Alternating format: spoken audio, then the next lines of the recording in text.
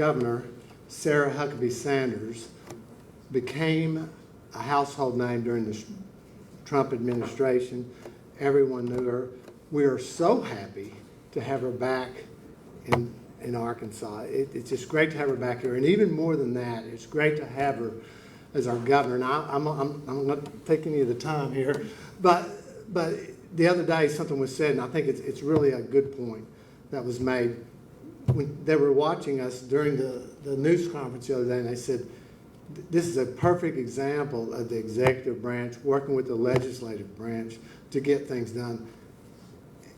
And this administration has certainly came out of the gates very hard. We've got a lot of great things accomplished during the general session, and we got a lot of great things accomplished during this last special session. We couldn't have done that without good leadership working with the legislative branch. So please help me welcome my governor, Governor Sarah Huckabee Sanders.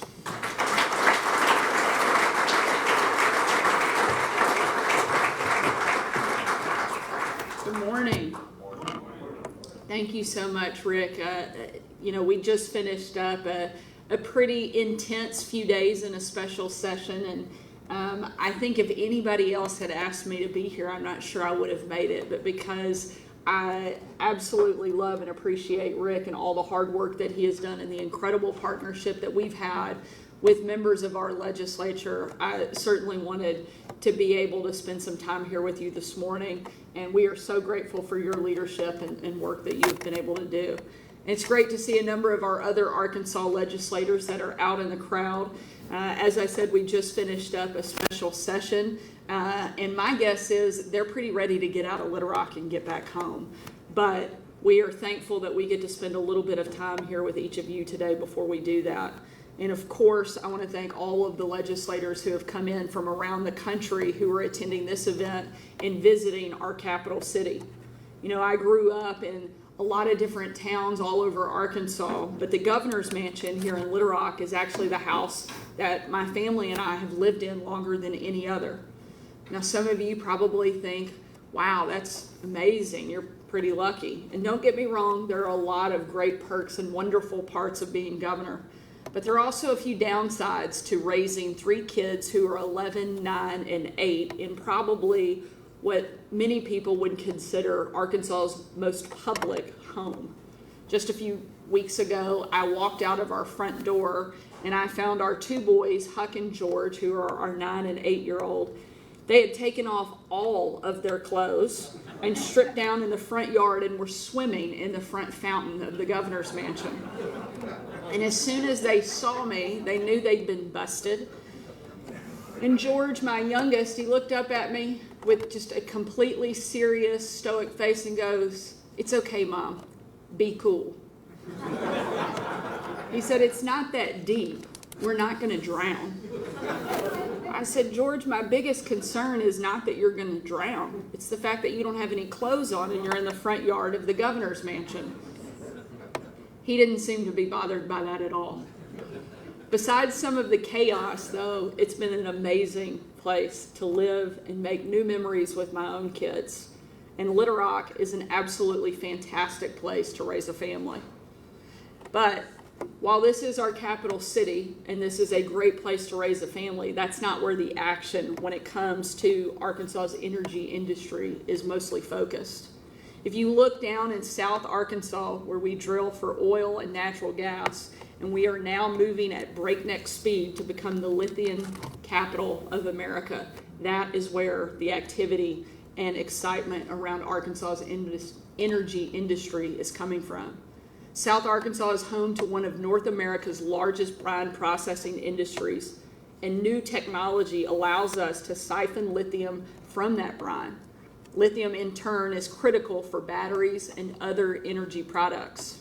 And I'm not being dramatic when I say that this has the potential to transform the region and our entire state. Companies are already making massive investments to South Arkansas. And once they fully scale up operations, they estimate that our state could produce 15% of the entire world's lithium supply. Coincidentally, this is not South Arkansas's first rodeo being an energy powerhouse.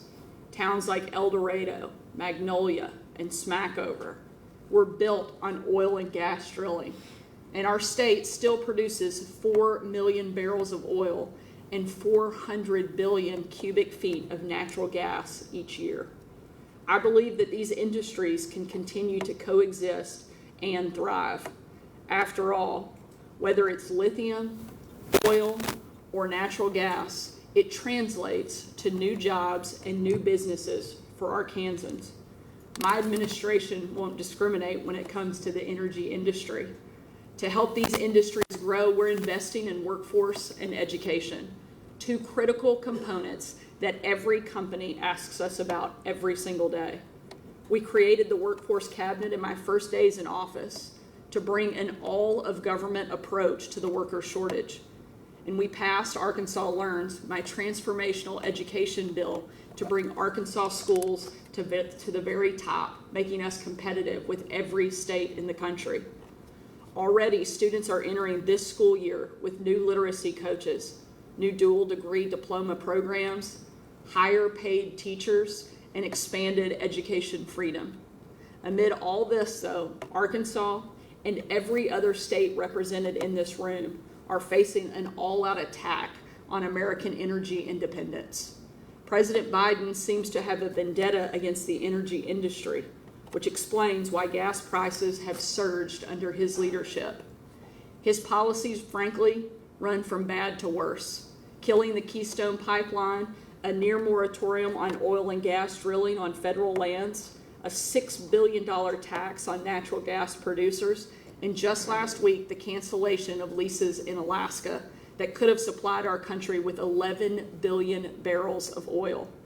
The president's war on energy industry hurts all Americans, but I believe that we, as state leaders, can fight back. We can grow our own energy industries. We can invest in the energy workers of tomorrow, and together we can bring energy independence back to this country. Thank you so much for being here.